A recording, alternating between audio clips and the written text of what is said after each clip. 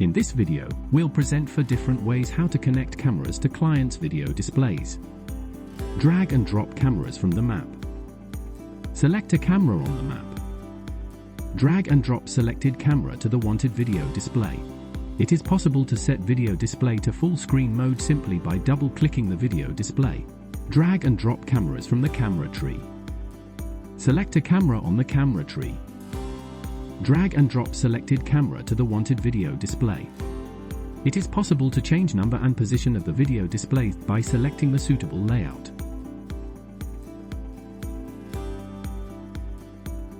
Lasso cameras on the map. Select Lasso tool on the map.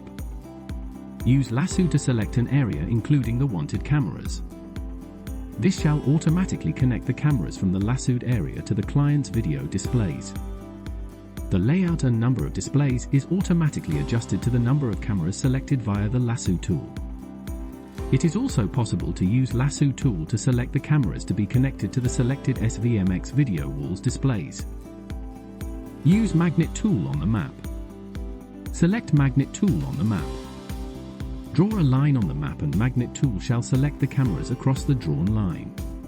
The group of selected cameras can be dragged and dropped on a video display or video displays. If a single video display is selected, then the streams are connected to the display, where the drop was performed and shown using sequence. If multiple video displays were selected, then the layout and number of displays will be automatically adjusted to the number of cameras selected via the tool. The tool has the option to select all cameras placed within a certain range of the path. Range of slider is between 10 to 100 meters and it can be adjusted by the user.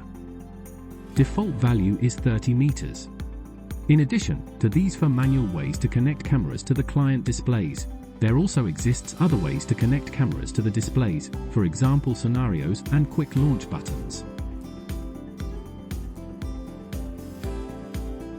Thank you for watching the video. More videos are available from Teleste.